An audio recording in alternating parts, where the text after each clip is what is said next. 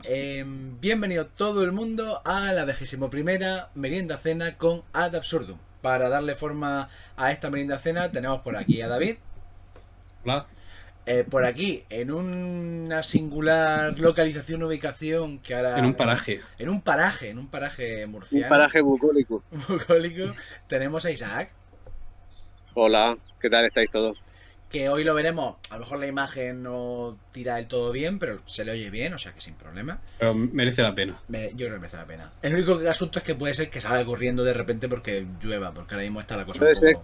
Puede ser que caiga un chaparrón, puede ser que me quede sin batería, puede ser que me ataque una serpiente, pueden pasar muchas cosas, así que estás preparado.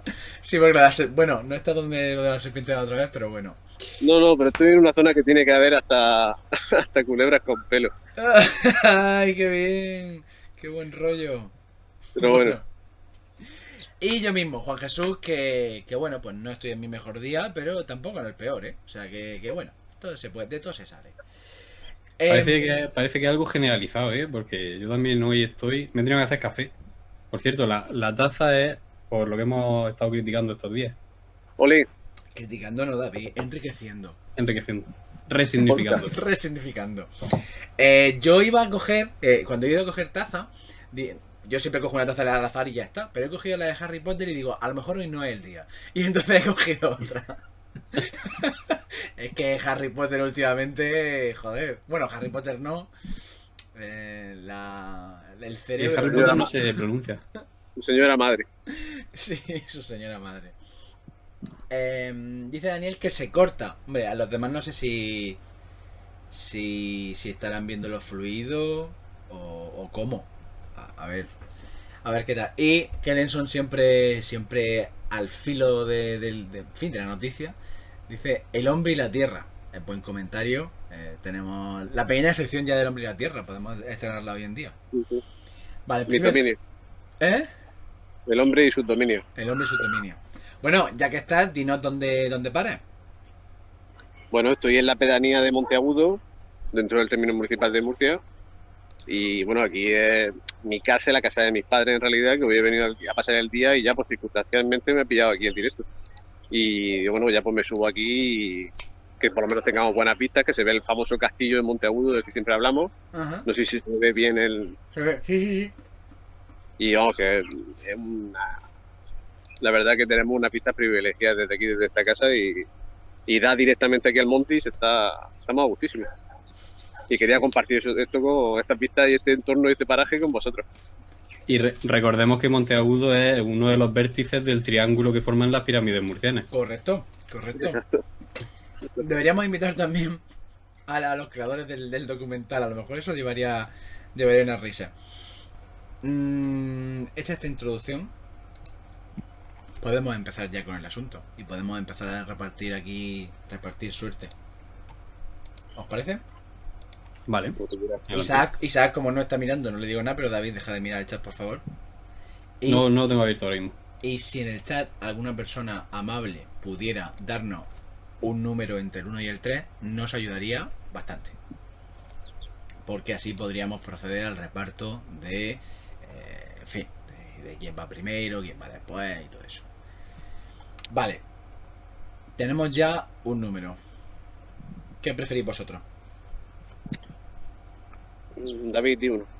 El 3. El 2. Joder. Vale, pues el primero es el 1. O sea que Os tengo dicho que si no queréis empezar siempre digáis el 3. Pero es que yo no digo número porque yo los leo. Yo no puedo decir número. No puedo elegir. Pero vamos, entonces empiezas tú. Sí. Ah, pues ya está. Ya. Bueno, pues me viene muy bien el paraje en el que estás. Bueno, más o menos. Porque voy a hablar de un castillo. Entonces, bueno, pues no tiene nada que ver con ese castillo, pero voy a hablar de un castillo. Entonces, pues yo qué sé, pues hay un poco de contexto, un poco de tal. De hecho, Has intentado hilar como Matías Prey y no te ha salido, ¿eh? ya, remove artist. Espérate un segundo. Ay, ¿dónde era eso? Que maldita sea. Aquí. Vale, no sé si he preparado, creo que no. Creo que no he preparado nada al respecto. Porque hace tiempo descubrí una cosilla y me parece que la he cagado. Sí, la he cagado. ¿Habéis visto esto? Ah, no, claro, Isaac no puede verlo. Sí, no, pues, claro. Sí, sí lo ve. Descubrí para cómo se hace esto. Por ejemplo, pues se pueden elegir distintos tipos de fondo de pantalla. Pero se me ha olvidado prepararlo para hoy, que hubiera estado guay, pero bueno. Es más, no. Tardo un segundo y lo hago. Vale, empiezo directamente diciendo de qué castillo voy a hablar. Y también me sirve para sondear el estado de conocimiento al respecto de lo que voy a comentar. Voy a hablar del A castillo. medirle el pulso a la ciudadanía. Exacto, a medirle el pulso a la ciudadanía. Voy a hablar del castillo de Frankenstein. Entonces, Hombre, claro, la pregunta es: ¿sabéis si existe? Si no existe, ¿qué es ese? ¿Sabéis algo del castillo de Frankenstein vosotros dos? Y ahora leo el tiene chat. tiene que existir por narices. ¿Por Porque, qué? bueno, me imagino que será porque Frankenstein en alemán será como Franken de los francos y Stein de roca o montaña o algo así. Vale, Entonces, la roca de los francos, eso tiene que existir seguro. tiene que ser. como Además guardará relación con Suiza, ¿no? Porque es donde lo escribió Mary Shelley. Vale, podría ser. Con lo cual puede tener relación con los francos también.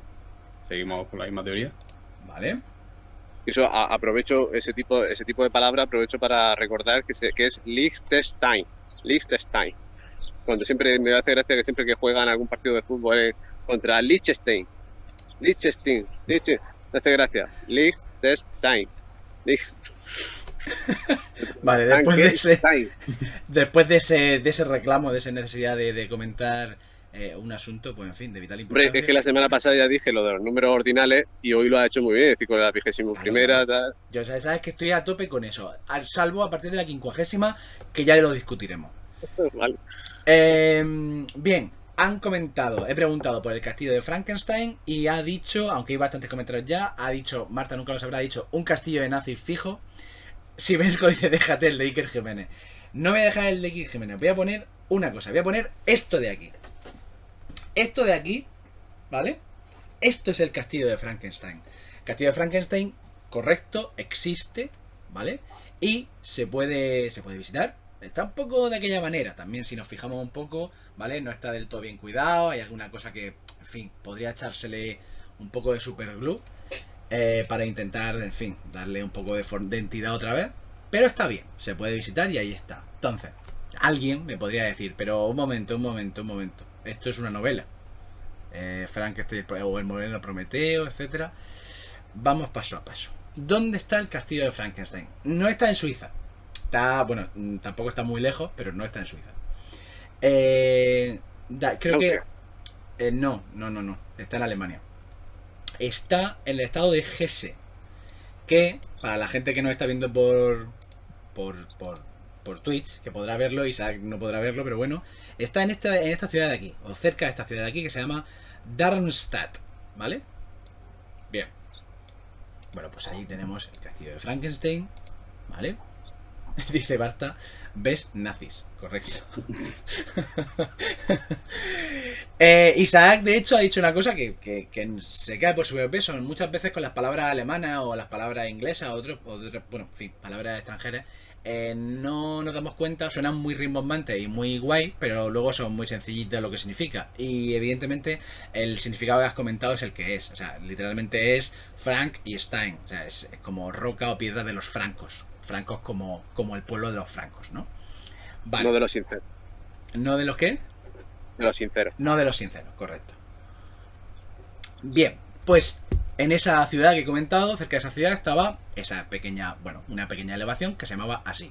Y en 1250 hay un señor que es Conrad II, marqués, duque, la verdad es que tampoco tengo muy claro el título cómo se traduciría, pero bueno, de Vroibach, ¿vale? De aquella zona más o menos, que dice, pues voy a hacer un castillo en este lugar que yo creo que hace falta, ¿vale? Monta un nuevo señorío imperial, etcétera, y se convierte, de hecho, le llaman a veces Conrad I de Frankenstein. Bien, ya tenemos cuando se construye el castillo. De todas formas, este castillo que tenemos por aquí detrás no es exactamente el que se construye en ese momento, ¿vale? Ha sufrido muchas modificaciones posteriores, sobre todo en el siglo XIV y XV. Entonces, por Ahí. ello- ¿Qué Pensaba pasa? que iba a decir 19. No, 19 no. De hecho, si no recuerdo mal, porque la historia después me interesa menos, entonces tampoco he investigado tanto, creo que a partir del 18 se abandona y como que se llega a utilizar como algo de medicina durante la Primera Guerra Mundial o Segunda Guerra Mundial, pero no se toca mucho. Lo siento. No ha tenido al respecto ese tipo de cosas. Ahora bien, curiosamente, el Castillo de Frankenstein, aunque todos estamos pensando qué relación tiene este castillo con la novela de Mary Shelley, voy a empezar comentando las cosas que hay alrededor del castillo. Porque si entráis si entráis simplemente a la Wikipedia del castillo, es muy curioso porque hay un apartado que es leyendas y mitos. Y no hay una leyenda y mitos, sino que hay muchas leyendas y mitos. Como, no sé si esta mitología de Centro Europa, que si hay duendes, que si los dragones, que si lo otro, las hadas, etcétera, pues está todo aquí, está todo en este pedrusco. Bien, primero, muy cerca de allí hay una leyenda que dice que un tal Lord George, sería en este caso inglés, pero Georg en el caso alemán, se enfrentó con un gusano barra serpiente grande barra serpiente alada barra dragón y lo derrotó. Y bueno, es la historia que se repite una y otra vez de Jorge y el dragón, ¿no? Vale, pues también fue aquí eso. También ocurrió ese tipo de... O sea, esa leyenda también ocurrió aquí. Vale, esa es la primera. La segunda, no... Plumas dice un Wyrm. Perdón, ¿qué? Plumas que dice que eso es un Wyrm. Ah, un Wyrm, vale. Correcto. Yo, un cuélebre, vamos a llamarlo. Bien. No contentos con tener un castillo que se llama Frankenstein en un sitio en el que un tal Georg luchó contra un bicho, como queramos que sea el bicho, hay una fuente de la eterna juventud. O de la juventud, más bien, en la zona. De hecho, os puedo enseñar la fuente de la juventud, que es esta de aquí. Es este árbol de aquí, ¿vale? Entre estas rocas brotaría un riachuelillo que sería una fuente de la juventud, ¿vale? Sin relación con lo otro, que eso es lo que me flipa. O sea, es que no tiene nada que ver con lo otro, simplemente no, y también tenemos esto, como subiendo la apuesta. Vale, bueno. Alrededor de esa fuente, bueno, pues que si se supone que era un lugar de reunión de las brujas durante la Edad Media, bueno, pues bla, bla, bla. Hay todo tipo de cosas. Vale. No solo con eso, no solo contentos con eso, cerca hay unas rocas magnéticas que vuelven locas a la brújula y que ha ocasionado que la gente vaya allí un poco a investigar, a mirar qué es lo que pasa con esas rocas.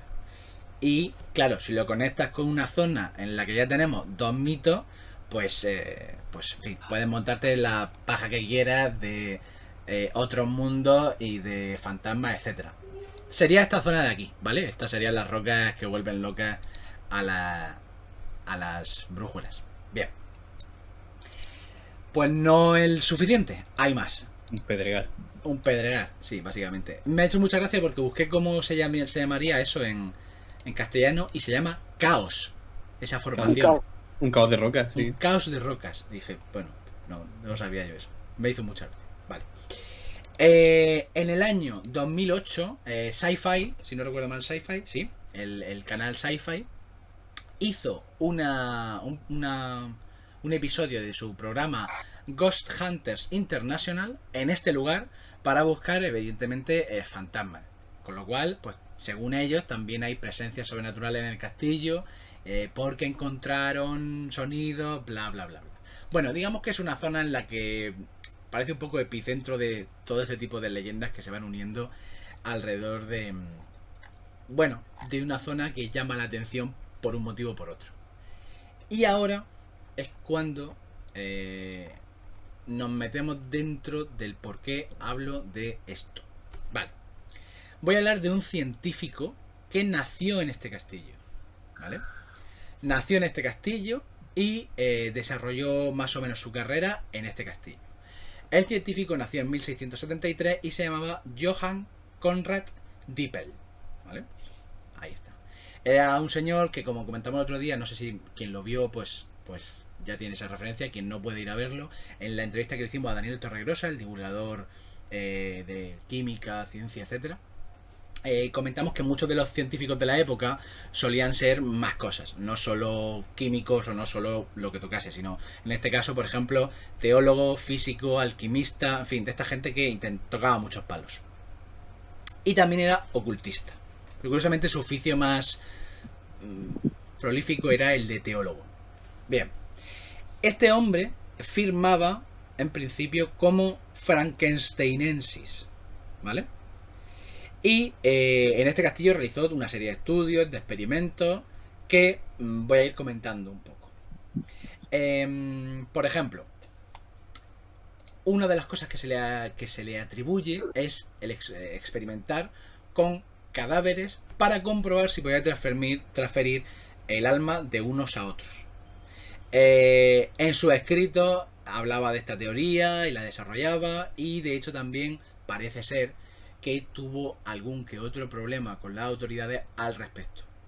También parece ser que los lugareños le llegaron a expulsar después de que tuvo muchos enfrentamientos, del lugar me refiero, después de muchos enfrentamientos con las autoridades y concretamente con un ministro, con un cura del lugar que, bueno, pues se enfrentó un poco a este señor.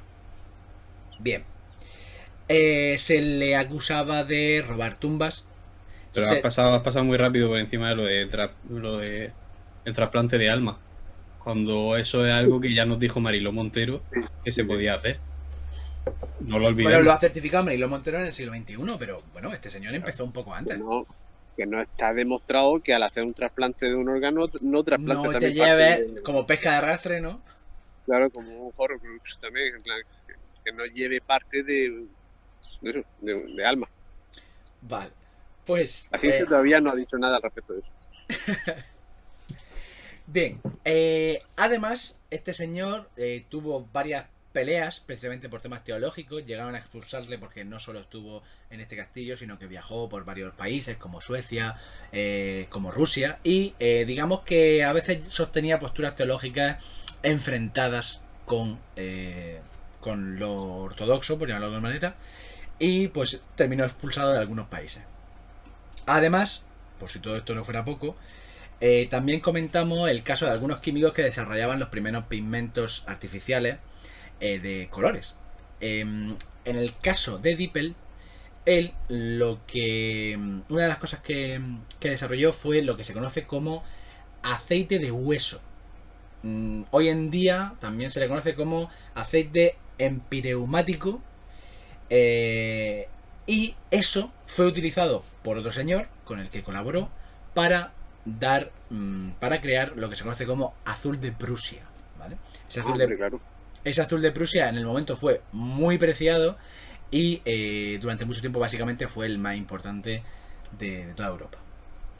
Claro, alguien puede estar pensando, vale, pero entonces ¿qué está insinuando? Porque claro, muchas de las cosas que he comentado se parecen ¿a qué? ¿A qué se parecen? Pues a la propia novela. A la propia novela. Bien. Ahora viene el girito de lo que he comentado y por el cual me va a odiar prácticamente todo el mundo. La mitad de lo que he dicho es mentira. Pero no es que me lo invente yo, ¿vale? Tiene una justificación.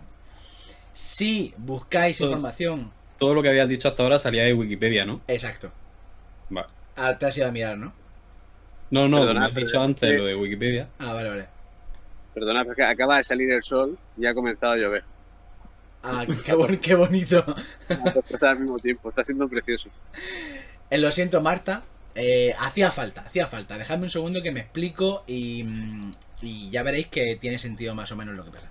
En Wikipedia prácticamente reproduce todo lo que he comentado, casi palabra por palabra, y es verdad que en algunos casos pone un poco sombra de duda. Por ejemplo, lo que sí que está claro, y no lo he dicho porque ya me parecía exagerado y podía perder a alguien por el camino, es que se supone que utilizó nitroglicerina para hacer algunos experimentos y que esos experimentos salieron mal y una de las torres se vino abajo por culpa de Dippel. El problema es que la nitroglicerina no existía, entonces por si alguien me saltaba con eso, lo he quitado para que no hubiese problemas. Pero aparece como tal y sí que es verdad que en ese punto sí que arrojan duda sobre el relato. Vale. Bien, ¿qué pasa con Dippel? Dippel existió, Dippel es prácticamente todo lo que he dicho, ¿vale? Era teólogo, físico, alquimista, etcétera. Y nació aquí, nació en el castillo de Frankenstein, que sí existe, ¿vale? Hasta ahí sí. Punto principal. Claro, es muy jugoso que firmase como Frankensteiniensis. Eso no es del todo cierto. Parece ser que solo hay un documento en su vida que firmase así, que no es que fuera su firma, sino que fue como en el acta de entrada en el colegio en el que estudió, todo, en fin, prácticamente teología. Firmó así, pero eso no significa que sea su apellido, de hecho su apellido era Dippel, sino que es el lugar del que procedía. Y eso lo hacían todos los alumnos, ¿vale? Él procedía de este castillo, pues puso de dónde procedía. El resto de su vida en ningún momento firma de esa manera, pero veréis que en algunos sitios lo pone así, pone que sí firmaba de esa manera, con lo cual, pues es muy jugoso. Bien, siguientes puntos. Tampoco se sabe si, de hecho, lo más probable es que no lo hiciera, que no hiciera ni experimentos con cuerpos, ni que tuviera enfrentamientos con las autoridades del lugar, porque de hecho, en realidad, no pasó casi nada de su vida en este lugar, porque su laboratorio no estaba aquí, ¿vale? Sí nació aquí, pero él terminó, bueno, estuvo en Berlín, estuvo en muchos sitios y fue muy viajero. Por ejemplo, sí le expulsaron de Rusia y Suecia precisamente por los problemas teológicos que tuvo, o sea, por las discusiones teológicas que tenía, y de hecho, no solo eso, sino que terminó en la cárcel 6 años en una de las movidas que tuvo por eso, por discusiones teológicas. Y sí parece ser que tuvo que en algún momento huir del pueblo, pero por un duelo, ¿vale? En el que mató a otro hombre.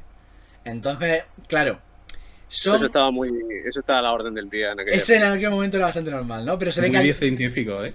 ¿Cómo? Que muy de científicos también. El tirarse Que hay varios casos de científicos que se mataron en duelo. tirarse al cuello del otro, ¿no? Claro, si os fijáis de lo que he dicho al principio y lo que voy comentando ahora, hay muchas cosas que más o menos se pueden conectar y si les das un pequeño girito, casa con la historia del Frankenstein que conocemos, de Víctor Frankenstein de la novela. Y aún muy jugoso que hubo un científico que nació en un sitio que es el castillo de Frankenstein. Bien, lo del azul de Prusia, por cierto, también es verdad, etc. Ahora bien, ¿qué pasa? Evidentemente es tan jugoso que sí que se ha insinuado que Mary Shelley tenía que conocer de alguna manera la historia de este señor y que la utilizó para empaparse. Vale. Bien, el debate al respecto, ¡buah, qué pereza! Porque claro, cada uno te da una versión porque hay gente que dice que sí, que la conoció y que sí, que está basado en la historia de este señor y otros que te dicen que no es posible. Entonces, yo pongo algunas cosas, evidentemente mucho más complejo de lo que voy a comentar, pero doy un par de datos que son bastante interesantes. Sí que parece ser que en algún momento de un viaje por Alemania pasó cerca de este lugar, pero en su diario, que parece ser que era bastante, digamos, ¿cómo sería la palabra? Solía ser muy puntillosa. Muy exhaustiva, gracias, muy exhaustiva.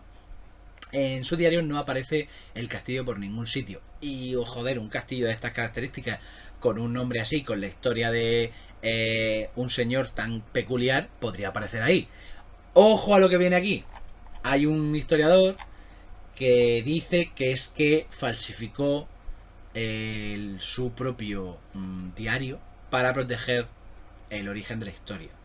Esa teoría también se cae un poco porque, de hecho, el propio título de la novela es una alusión a la inspiración de Mary Shelley, es decir, no se oculta precisamente, ¿no? Frankenstein o el moderno Prometeo. Literalmente está diciendo, mira, estoy utilizando este mito y estoy escribiendo inspirada en ese mito.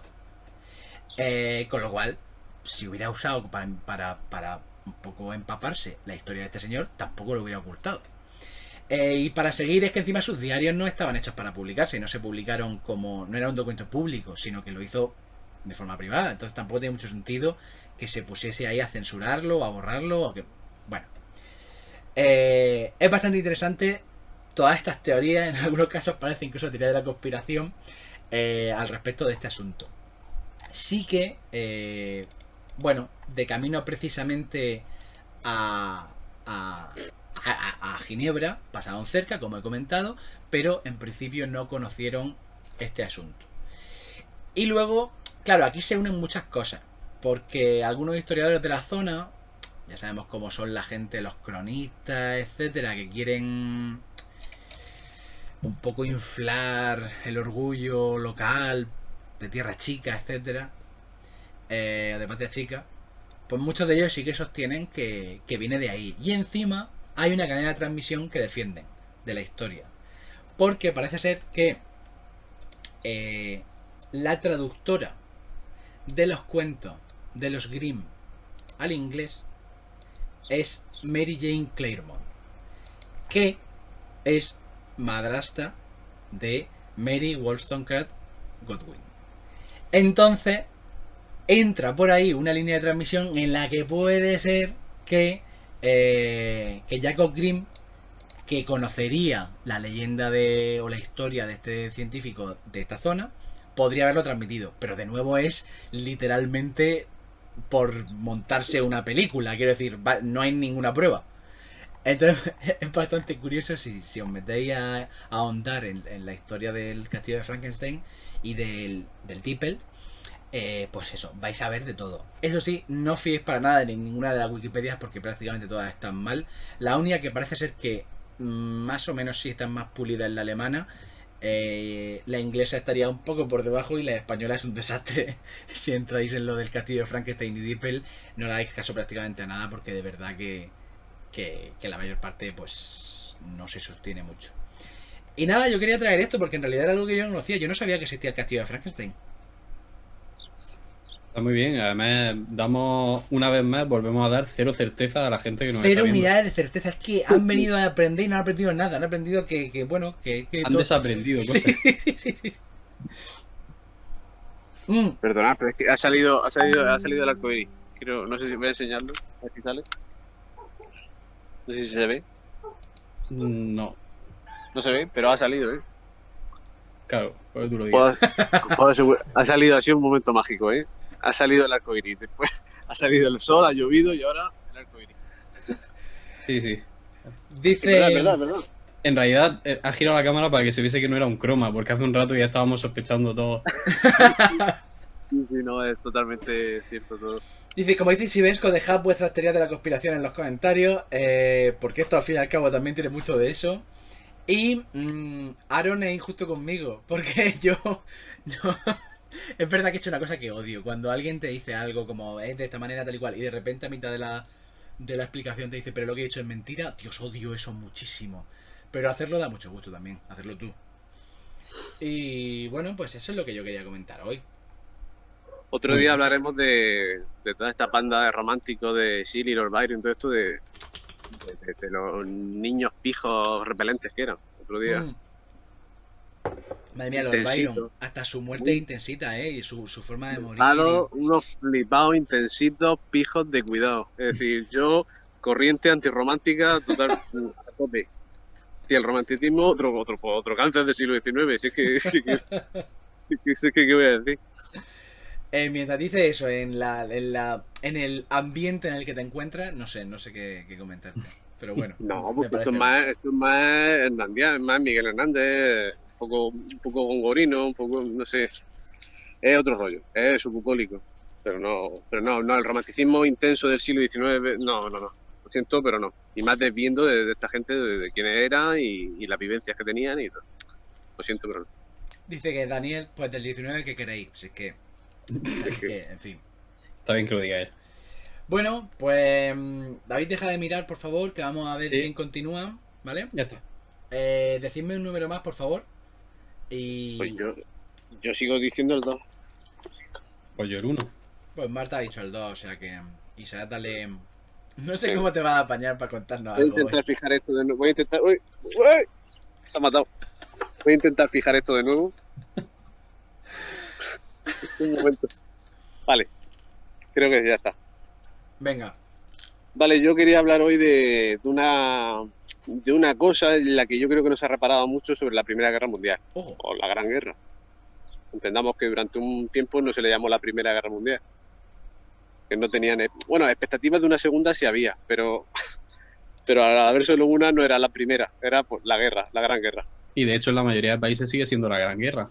Y eso es otra cosa, eso es curioso también, porque quiero decir, los nombres que se le dan a las cosas en cada sitio no son iguales en español que en inglés, que en francés, y es verdad, la Gran Guerra se sigue utilizando en muchos sitios aún. Bueno, para nosotros la Gran Guerra, la Primera Guerra Mundial, un acontecimiento del que al menos yo no tenía ni idea, era la cantidad de trabajadores chinos que se utilizaron como mano de obra en la guerra, digamos, en el propio frente, tanto sobre todo, pues eso, en Francia y en Bélgica. Y no sé si vosotros lo conocíais, si conocéis esta historia, vosotros dos. No. Vale, perfecto. En 1916, una república china recién nacida que quiere desprenderse un poco del aire de colonialismo que había vivido y ya como país independiente ganarse un poco de prestigio y tal, ve conveniente o acepta que el Reino Unido y Francia capten trabajadores en China para eso, para trabajar en Europa. En principio a los pobres trabajadores se les decía que para tareas agrícolas, ganaderas, de almacén, etcétera. Y se le hacía un contrato de trabajo. Eso es una cosa que se decía mucho, ¿no? Esta gente se iba con contrato de trabajo firmado. No como ahora, que inmigración irregular. No. Los restos, digamos, las trazas coloniales y las estructuras coloniales, sobre todo británicas, que seguían quedando en China, servían como, pues eso, como método de captación de toda esta gente. Y hasta, pues eso cerca de 150.000 trabajadores chinos estuvieron participando en el frente, pues ya digo, sobre todo en la zona entre Bélgica y Francia, en el norte de Francia, engañados prácticamente. Ojo. Y en unas condiciones deplorables porque no sabían ellos que iban a la guerra. Se hizo todo, digamos, bajo mano y un poco a escondidas, porque sobre todo los sindicatos del Reino Unido y también de Francia no hubieran aceptado que eso se hubiera hecho de aquella forma. Porque tenemos que entender también que lo que había sufrido especialmente el Reino Unido en los primeros años de la guerra, bueno, es que en el primer año habían tenido 500.000 de bajas. Estamos hablando de que 500.000 de personas, de británicos, se fue para adelante en un solo año de guerra. Y eso era algo novedoso y era una cosa dramática para Francia, para el Reino Unido, para Bélgica. Y decidieron que hacía falta mano de obra. Y antes de movilizar por mano de obra europea, francesa o belga o británica en este caso, se recurrió a esa mano de obra que prácticamente era, de facto era mano de obra esclava. Porque, como digo, el pacto el contrato y las cláusulas eran muy, pues eso, muy leoninas y bueno, leoninas no, en realidad era un engaño, no se especificaba realmente lo que iban a hacer. Es verdad que no estuvieron directamente en el frente, lo que es empuñando un arma y haciendo tarea bélica como tal, pero bueno, cavar minas para desactivarlas yo creo que entraña un riesgo. Sí, También un poco es similar o peor al de estar en el frente. Bueno, y descargar barcos, descargar trenes, cargar carbón, cargar con armas, cualquier tipo de tarea logística, cavar trincheras.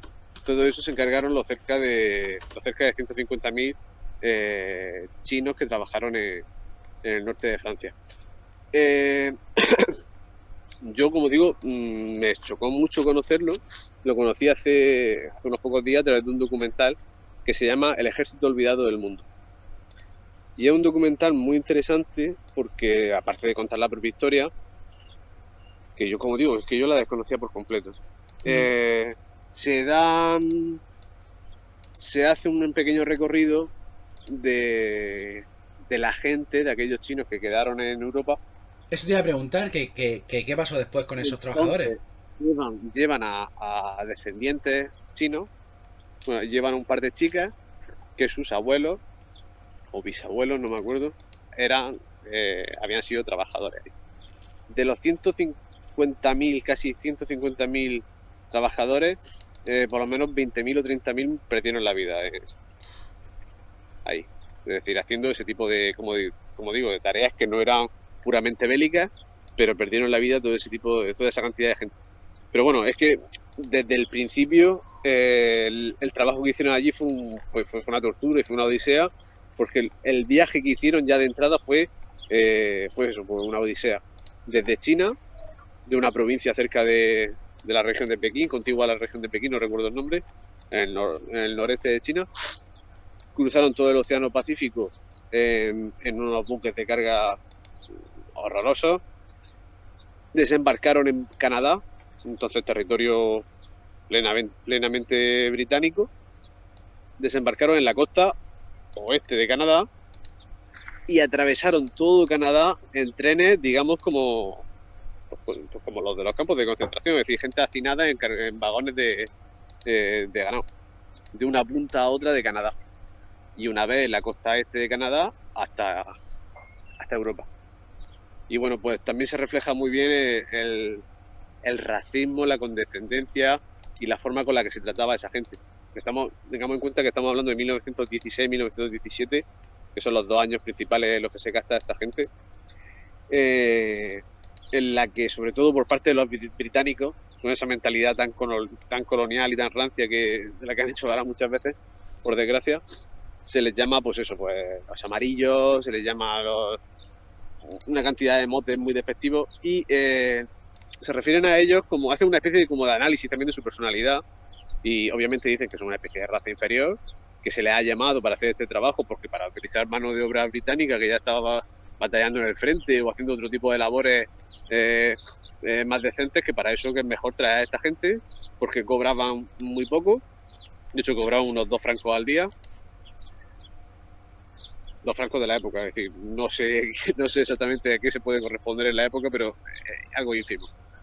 Y se justifican diciendo que es que esta gente, a ellos les gusta trabajar, han nacido para trabajar, que tienen una mentalidad muy infantil, es como si siempre fuesen niños, de hecho se les llama Peter Pan, son una especie de son ellos, pues eso, una suerte de Peter Pan, porque siempre están sonriendo y son como muy bobalicones y son una raza, pues eso, se le considera una raza inferior y que se contentan con cualquier cosa y así se les trata, como una especie, pues eso, de animales.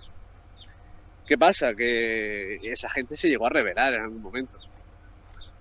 Viendo las condiciones de trabajo en las que estaban, viendo que se les había engañado porque estaban trabajando directamente en la guerra, que estaban sufriendo muchas bajas, que no se les alimentaba bien, que las condiciones sanitarias también eran horribles, pues hubo motines.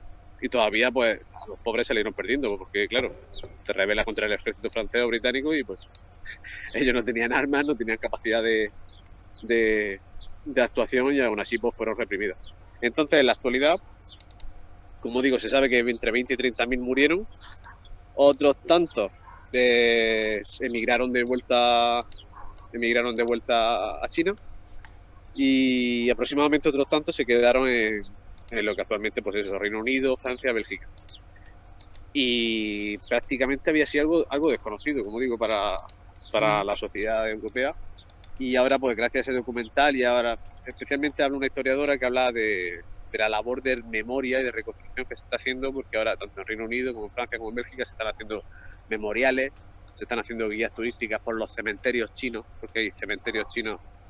Sí, he puesto algunas imágenes mientras hablaba y una era precisamente de un cementerio en Noyelles-sur-Mer. Sí, Noyelles-sur-Mer es el cementerio más grande, que hay casi unos 1.000 trabajadores chinos en ese cementerio, que es el más grande que hay. Hay 2 o 3 más, sí, y repartidos, como digo, entre el norte de Francia y Bélgica.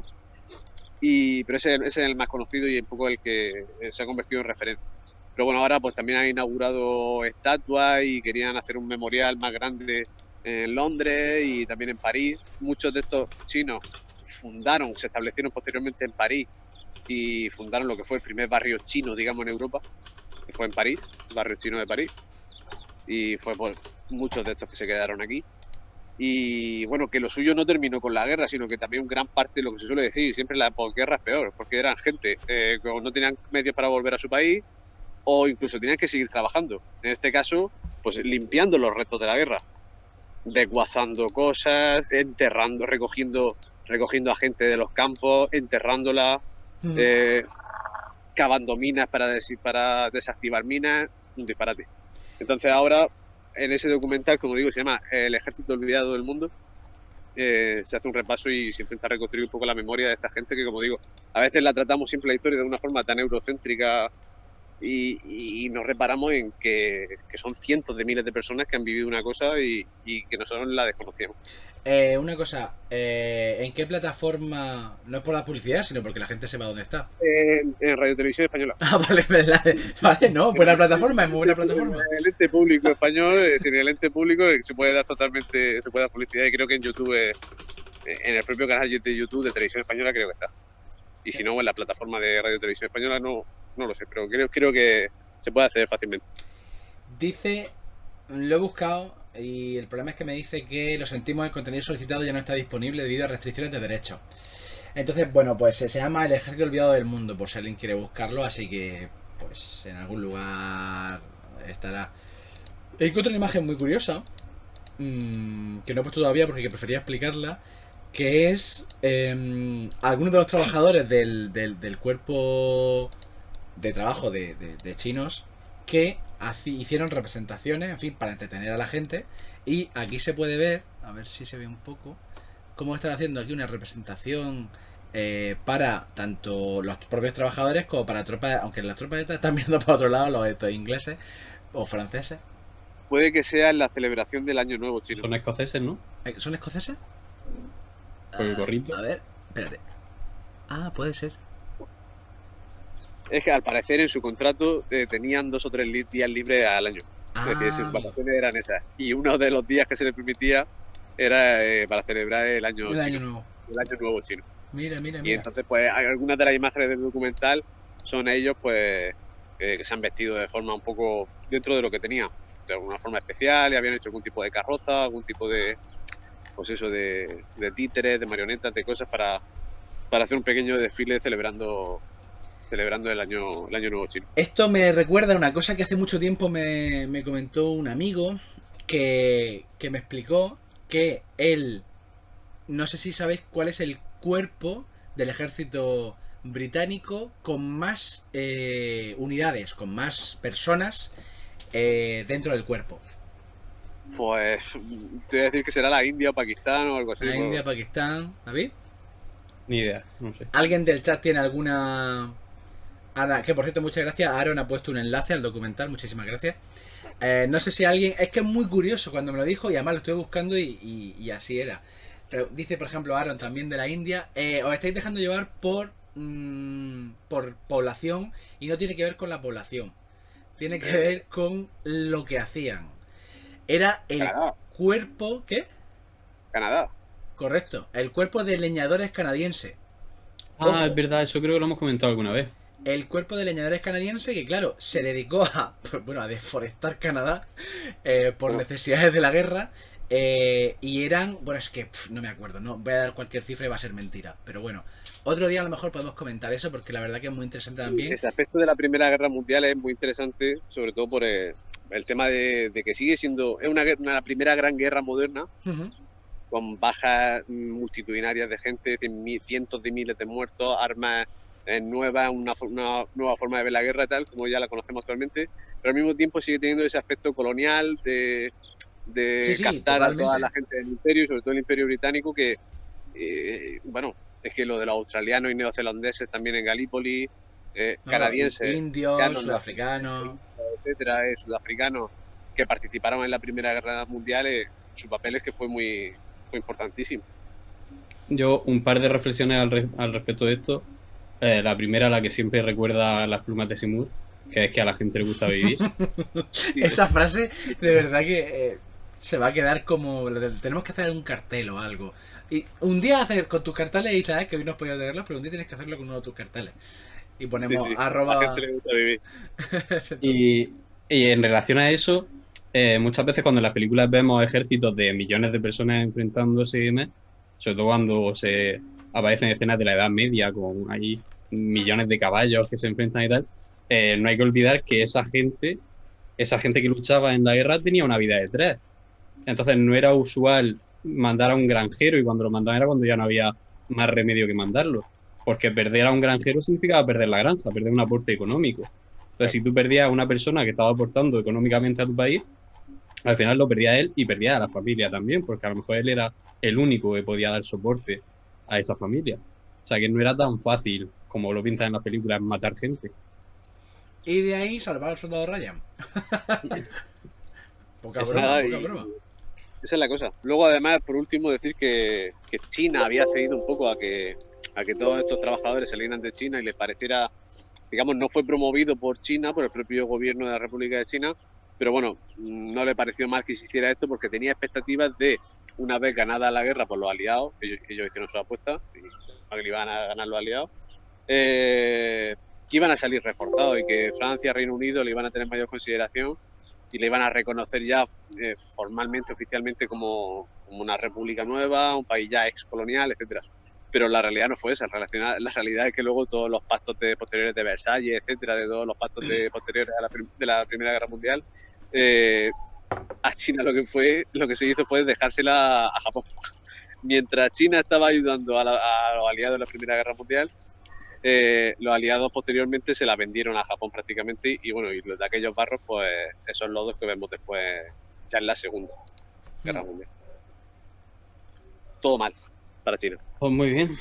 Muy guay, muy interesante. La verdad es que no tenía ni idea del asunto. Y encima eso, lo que comentábamos también el otro día con Félix, que también es otra de las entrevistas que hemos hecho a Félix Gil, editor de la Feria de los Libros, editor de nuestros libros. Que claro, la parte de la historia bélica que no es pues solo eso, no es solo modelos de 34 variaciones del milímetro de la munición que dispara X cosa, ¿no? Sí. Que va más allá, ¿no? Pues sí, muy guay, muy guay. Pues nada, imagino que ya me toca, ¿no? Sí, estaba buscando una cosa para comentarle al respecto de perfil, pero estoy fracasando miserablemente, así que no... Estoy buscándola en Twitter porque creo que la pusimos en Twitter. Y es que no lo encuentro. Que es lo del... soldado... A ver si me sale ahora. Nada, Twitter hoy no me deja buscarlo, así que paso.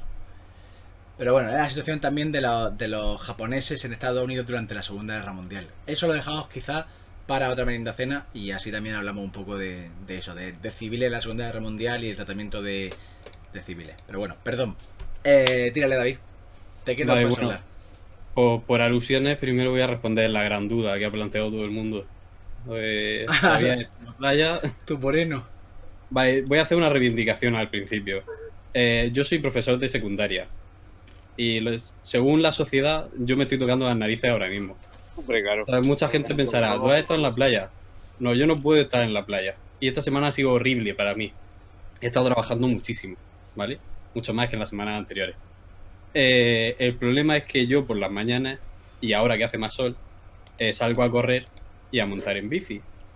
Y hay otro problema más. Es que yo soy imbécil. Y soy de los pocos que sale a correr con mascarilla puesta. Entonces, y encima no es una mascarilla, es una braga. Es una especie de braga que me tapa de aquí para abajo. De hecho, si os fijáis, aquí estoy blanco, aquí estoy moreno. ¿Lo veis? Es Sí, moreno pandemia. Cierto. Es moreno pandemia.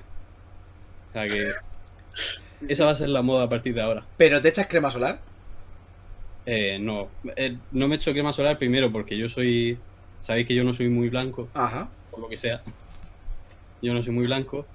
Y además es que llevo saliendo a correr toda la vida, entonces tampoco... Ya, pero la crema solar, por mucho que no sea muy blanco, te puede venir bien y luego también te protege del sol, ya no solo por el tema del moreno, sino porque la piel se deteriora mucho si te expones mucho al sol. Si fueras tan aristocrático como yo, que soy prácticamente de papel, pues no te expondrías tanto al sol.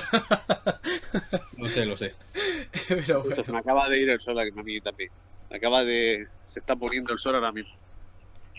Vale, bueno, pues entonces, eso, yo no he estado en la playa todavía, lo siento. Empiezo a contaros un poco, porque precisamente como esta semana no he tenido tiempo de nada porque estaba con las recuperaciones de los críos, y para que veáis cómo son mis alumnos, ayer a la 1 de la madrugada un alumno me preguntó que si la asignatura que tenía que recuperar la daba yo, si yo era el profesor de esa asignatura. Que ya hablaremos un día si queréis de... Ojo al skyline que está sacando Isaac. ¿Viste qué bonito? Qué bonito, ¿eh? Precioso, la puesta de sol. Voy a hacer un 360.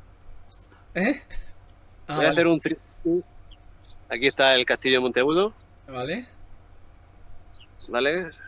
En la sierra, con ese pedazo de atardecer que estamos viendo ahí. Ajá.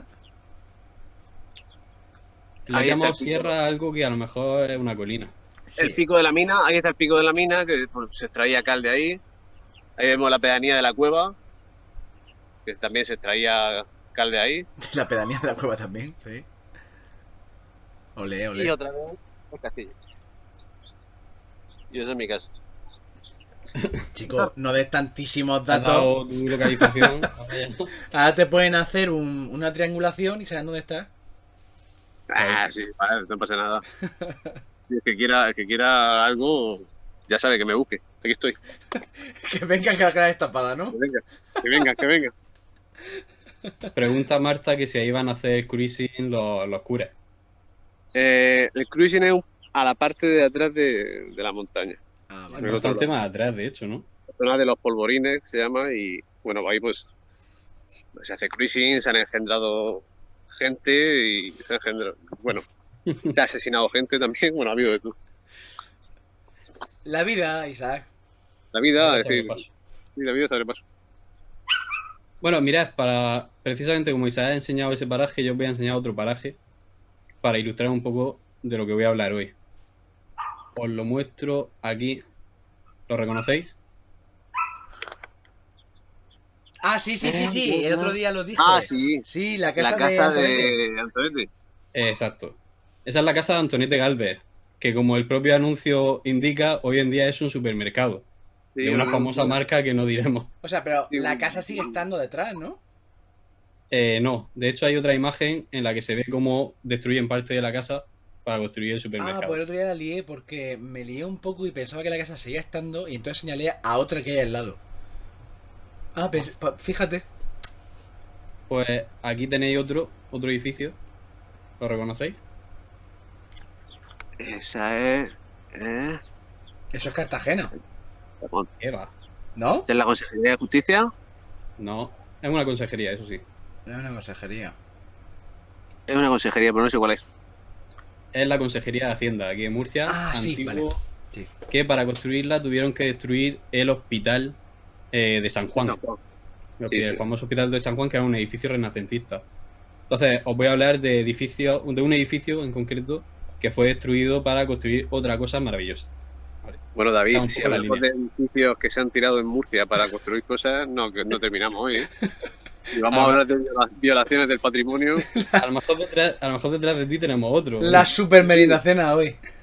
Bueno, aquí el más sangrante, esto que veis al fondo es el castillo de Monteagudo, pero hacia acá está el castillejo de Monteagudo, como una especie de patio nazarí. No es nazarí, pero dicen que, bueno, del mismo estilo. Y encima de ese patio andalusí existe una balsa de riego. Es decir, todo lo que es el patio del palacio es una balsa de riego, así que, bueno, yo creo que más violación que esa no creo yo que se pueda hacer. Exacto, bueno, los ejemplos que yo he puesto son murcianos porque son referentes que conocemos bastante de cerca, pero en realidad el edificio del que os voy a hablar está en Estados Unidos, porque os voy a hablar precisamente de un personaje que es Franklin Waldo Smith, que no sé si lo conocéis, pero viene muy al hilo porque no sé si habéis visto las noticias hoy, que en una de las protestas estas por lo del Black Lives Matter, han derribado en Bristol una escultura y la han arrojado al río, precisamente porque era un comerciante de esclavos, que según Wikipedia era comerciante de esclavos y filántropo, ambas Bien, cosas. Bueno, una cosa no quita la otra. No, por supuesto. La hostia. ¿Y por qué tiene una escultura ese señor? Porque es hijo predilecto de la ciudad de Bristol. ¿Y por qué hijo predilecto? Ah, bueno, eso a mí no me lo preguntes. O sea, nació allí por lo menos. Hombre, claro. Ah, vale. Bueno, claro, evidentemente tiene que nacer allí, pero joder, no, en fin. Pues este señor del que os voy a hablar es prácticamente lo contrario. Era un abolicionista estadounidense, ¿vale? Él estaba en contra de la esclavitud y era muy progresista para la época. Muy, muy progresista. Y eso nos va a interesar para la historia que os voy a contar. Él fue miembro fundador del Partido Republicano de Massachusetts. Y habrá gente que de repente haya hecho catacroker, en plan, ¿cómo puede ser abolicionista, progresista y del Partido Republicano? Y es que aquí hay que hacer un apunte, y es que para quien no lo sepa, hay mucha gente que sí que está más relacionada con la política estadounidense, pero la gente que no está muy relacionada le pilla un poco por sorpresa. Y es que, aunque tenemos siempre ese esquema del Partido Demócrata como la izquierda, algo más socialista, y el partido, sí, entre comillas, y el Partido Republicano más conservador, en sus orígenes eran lo contrario. Y en algún momento del camino se cruzaron y cada uno tiró hacia el lado contrario. Pero en un principio, los fundadores del Partido Republicano eran eso, eran abolicionistas, progresistas y... De ¿Vale? hecho, un segundo, es que yo es una cosa que es para mí una de las maravillas del universo. Texas hoy en día es el estado republicano por excelencia. Desde el año 95 gobiernan los republicanos y se presupone que es imposible que lo gane un demócrata.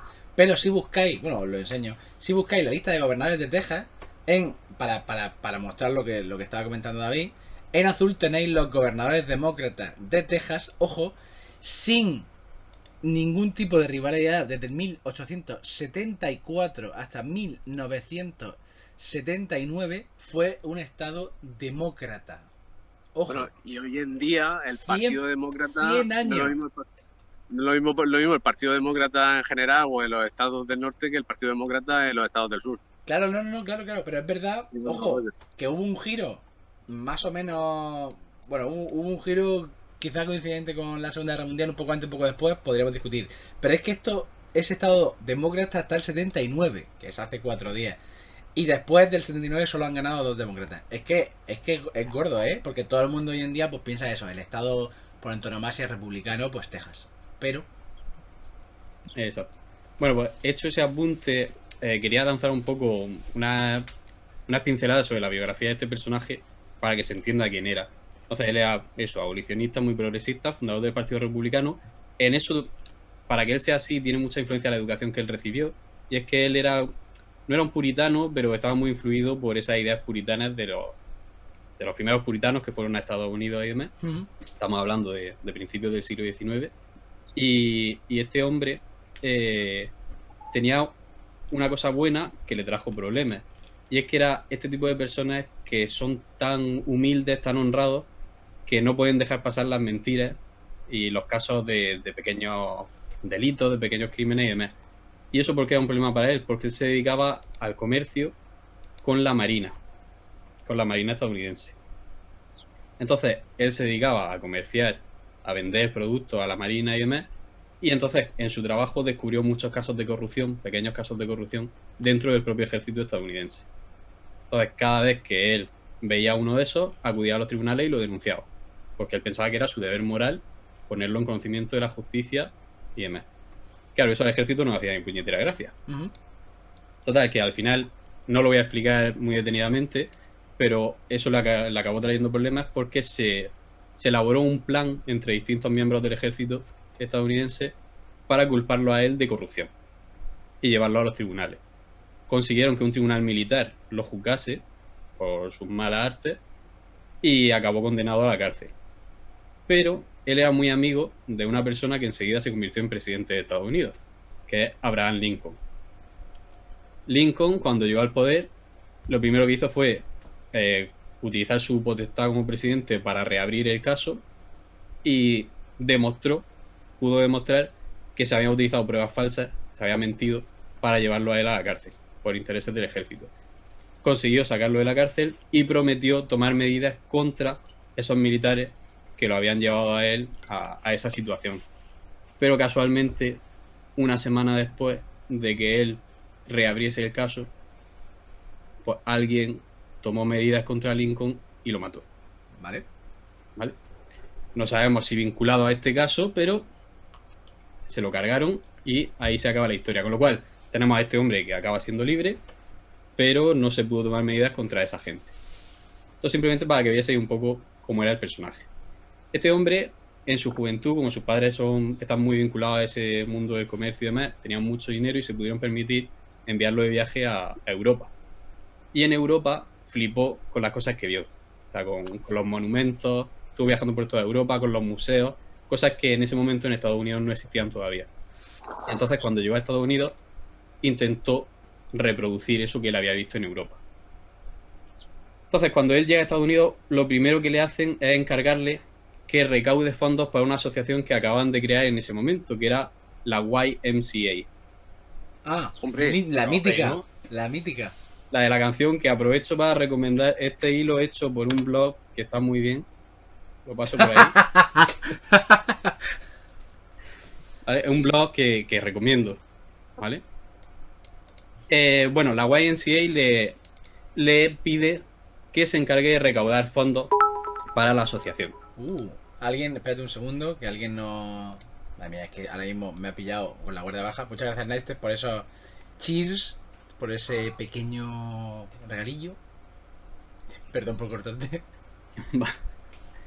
Bueno, pues a él se le ocurre que con lo que él había visto en Europa, dice, oye, una buena atracción es que como la gente de Estados Unidos no puede permitirse viajar a Europa, vamos a reproducir fachadas de edificios emblemáticos de Europa, Uf, edificios cómo góticos, odio edificios románicos. Como odio ¿Vale? eso, de verdad. Y entonces en un templo, en una iglesia, él empezó a recrear esos edificios con gente voluntaria. Y aquello fue un exitazo. A la gente le encantó y la YMCA recaudó tanto dinero que a él lo nombraron el primer presidente de la YMCA de Boston. ¿Vale? O sea, encima ocupó un cargo importante. Conforme él volvió a Europa, estuvo varias veces en Europa y continuó con su idea. Él estaba empeñado en que había que llevar a Estados Unidos esas cosas que él había visto por allí. Entonces empezó a elaborar proyectos como, por ejemplo, os pongo esta imagen. Esta Villa Zoraida se llama, ¿vale? Que es de estilo, o pretende ser de estilo mudéjar. Como podéis ver, era un café. Ajá. Sí, sí. O, por ejemplo, hoteles. También él construyó hoteles. Él no era arquitecto, eso es importante tenerlo en cuenta. Él simplemente daba la idea y con colaboradores la llevaba a cabo. De nuevo aquí, este hotel, Hotel Córdoba se llama. ¿Vale? Imitando a ese estilo árabe, mudéjar, bueno, un poco extraño. Voy a decir Bueno. una cosa que me está criticando por echar los plumas. Cuando he dicho cómo digo eso, es que yo pensaba que ibas a ir por lo de hacer reproducciones exactas de No, el no. Partenón, el no sé qué. Entonces, eso de que hay como 17 Torres Eiffel por el mundo es como, de verdad, no. Por Dios, no reproduzcáis la Giralda, lo que sea. Que habrá unas 50 Giralda en todo el mundo. Es que me revienta ese tipo de reproducciones. De hecho, este hombre, el problema que tenía es que él lo que quería era hacer esas reproducciones para que sirviesen como museo. Para Vale. que dentro construir un museo. Y que el propio edificio sirviese de pieza. ¿Vale? Para ilustrar esas cosas que no podían ver los estadounidenses de otra manera que no fuese en fotos, ¿no? Y el problema es que, claro, no había clientes que dijesen, pues esto me interesa a mí. Entonces él se enfrentó a ese problema y lo máximo que llegó a hacer fue una reproducción de una villa de Pompeya, que de hecho la llamó así, Pompeya.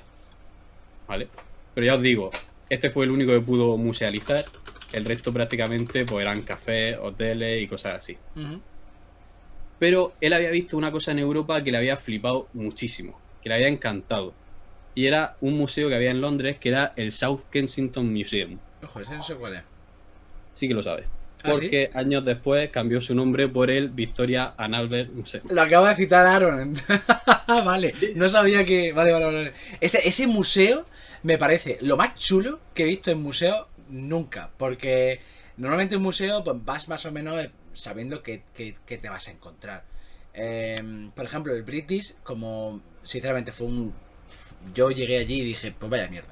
O sea, me gustó mucho algunas cosas, pero... Es que es verdad, es que el British, pues me gustó más el Victoria and Albert, porque el Victoria and Albert es que a cada esquina te salta algo a la cara que no te esperes. Y yo qué sé, pues, en fin, soy así de básico, lo siento. Pues precisamente lo que a él le gustaba de ese museo era que se podían ver cosas muy distintas. Entonces para él era la forma ideal de atrapar a la gente, de relacionar a la gente con esas culturas antiguas, con esas civilizaciones del pasado. Pues decía, si pueden ver vallas, ladrillos, zapatos, pueden ver de todo, entonces van a tener una visión mucho más completa que la de los museos de ese momento. Entonces él dijo, yo esto, se han oído cabras por ahí. ¿Eso que sí? ¿Una motilla o una cabra? Ha sido un avespino. Ah, vale. Vale, bueno. Él dijo, tengo que llevar esta idea, la tengo que llevar a Estados Unidos, sea como sea. Y entonces planteó un proyecto. Ese proyecto era muy ambicioso, era casi como una expo internacional. era este edificio, este complejo que tenéis aquí. ¿Lo veis? Dios. ¡Guau! La Virgen, Él dijo, yo voy a construir... la ciudad de los muertos de No, Egipto. esto es lo que no admito. No, por favor, no. Esto Madre no, mía, esto no. qué mejor, qué cosa más megalómana. Siempre criticamos la imagen esa damos una charla en la Facultad de Educación y hay una imagen que es una especie de mejunje, un grecorromano muy bizarro, pero esto es, Y en esto este es caso, el mejunje es la historia. el siguiente paso. Vale, pues os explico. Este hombre planteó esto para hacer en Estados Unidos lo que se iba a llamar la Galería Nacional, la National Gallery de Historia y Arte, ¿vale? Entonces, él construyó 8 pabellones de 8 estilos completamente distintos. De hecho, aquí podéis ver uno de estilo egipcio, babilónico, ¿vale? Él planteó esto, aquí hay un arco del triunfo, y él dijo, en cada uno de esos pabellones voy a poner piezas de cada una de esas civilizaciones. ¿Vale? De forma de la gente... Terramítica, vamos, hizo ahí. Exacto. Ahí quería ir. Quería crear un Terramítica. Es que de ahí ha venido. Es que no puede ser. De hecho, al fondo del todo iba a estar esto de aquí. Esto que tenéis aquí. Que es una reproducción de la plaza de San Pedro. ¿Vale? Un poco libre. Aquí con sus 2 arcos de triunfo seguidos. Parece la escenografía de Gladiator. Sí. Eso hay un poco la Acrópolis, ¿no? Algo así, lo del fondo. Sí. O una especie de Capitolio ahí también. Él dijo, yo voy a construir esto. Pero claro, no encontraba inversores. Sí, por lo que sea. Y sobre todo, aparte de no encontrar inversores, no había un arquitecto, porque él no era arquitecto, él simplemente dibujó la idea y dijo, yo voy a hacer esto. Hasta Pues que a lo mejor Albert Speer hubiera estado de acuerdo en hacerlo. Ojo, la referencia. Pero él estuvo haciendo una gira dando charlas sobre su proyecto y encontró a un arquitecto que dijo, yo lo hago, que se llamaba Renwick. Renwick le dijo, esto sabes cómo se va a hacer bien, con hormigón. Vamos a hacerlo de hormigón. Con hormigón podemos construir un edificio de cualquier época. Y empezaron a hacer maquetes. Pero la gente solo compraba las maquetes. Vale. Y el tío se obsesionó con empezar a vender maquetes. Y venga maquetes. De forma que algo que hasta ese momento no se había visto en ningún sitio, que era que dentro de un museo de historia o de arqueología hubiese maquetes, de repente todos los museos de Estados Unidos se llenaron de maquetes. Y hoy en día tenemos todos los museos del mundo llenos de maquetas gracias a este hombre, que fue el que dijo, esto tiene un valor didáctico buenísimo. enorme. ¿Qué pasa? Que al final dijo, oye, pues si no encuentro inversores voy a empezar yo a construir esto a ver qué sale. Y poco a poco empezó a construirlo, pero solo llegó a construir un pabellón. Bueno, ni siquiera un pabellón, una parte de un pabellón, que fue este Halls of the Asian, que él pretendía que fuese algo egipcio. Aquí tenéis esa imagen. Madre mía. El Feísimo, parecido con un templo egipcio, bueno, es relativo. No sé. Es que no se lo veo en ningún Pues sitio. mira, pero sí. Y tan ganas de ir ahí a pedir a que te den la metadona ¿Y o hay una empresa ahí o qué? un Sí, kiosco. posteriormente sí, Tal él cual. lo construyó con la idea esa de que fuese el inicio de ese megaproyecto que él había elaborado, de esa Galería Nacional, pero al final quedó solo en ese edificio. Ese edificio fue muy emblemático porque la idea de Smith tuvo mucha influencia posterior.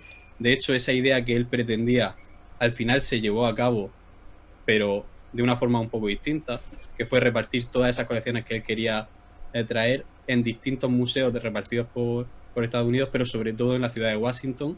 Ese museo fue el Smithsonian, que, aunque parezca mentira, el nombre no guarda relación con Smith, ¿vale? Sino con Smithson, que era un científico. Es casualidad, ¿vale? La idea que él había planteado dio la casualidad que acabó siendo un museo con un nombre muy parecido. Pero el contexto este de museo a la americana parece que acabó triunfando, ¿no? Un poco me recuerda al típico museo como el de Noche en el Museo. Es decir, que te mezcla todo, te mezcla las figuritas, te mezcla la historia natural, te mezcla dinosaurios con Theodore Roosevelt y todo metido ahí en el mismo saco. Sí.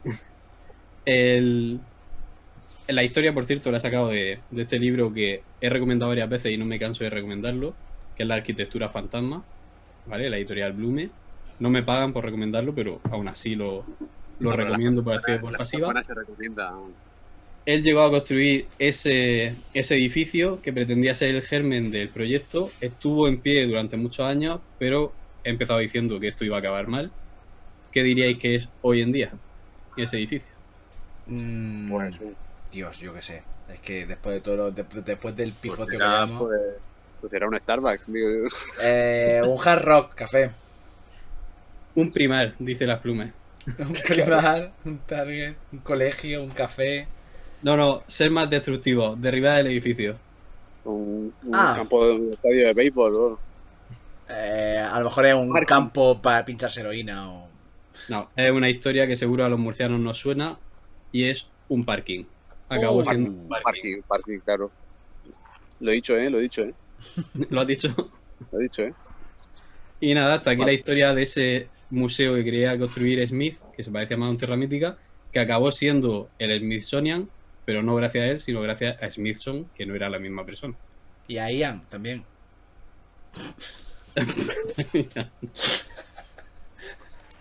Ya está. Vale. Bravo. Me ha encantado. Madre mía, vaya quiebros también esta historia, ¿eh? Yo... Hemos pasado por la YMCA, que siempre es importante nombrarla. Sí. Vale. ¿Cómo? Tenemos que haber puesto la canción. Youth... Es que nunca me acuerdo del nombre. Young Men... Association. Vale. Pues ya está. Yo quiero enseñar una fotografía de probablemente el paraíso en la tierra. O sea, insisto, yo fui allí y yo flipé. Que es esto de aquí, ¿vale? Esto es un pasillo que cuando yo llegué aquí dije, ¿pero qué estoy viendo? Y me quedé un buen rato. Y básicamente son rejas. Es una parte del museo Albert Victoria La Albert, sección rejas, ¿no? que son rejas. Y dije, ¿pero qué maravilla es esta? O sea, es un museo con rejas. Y ya está, así es que... También te digo que sería el sueño de mi padre, ¿eh? Mi padre sueña con un museo de cerrojos, de puertas, de cosas muy raras. Muy Ha random. ido. Es que de verdad que aquello es un jolgorio. Creo que no ha ido a ese, pero le gustaría mucho ir. Pues ya sabes. O sea, de verdad, ese museo es que lo que esperes, más. O sea, te sale por todos sitios. Y de repente hay algo románico y después hay algo, una escultura japonesa de no sé cuánto, y tú como ¡ah!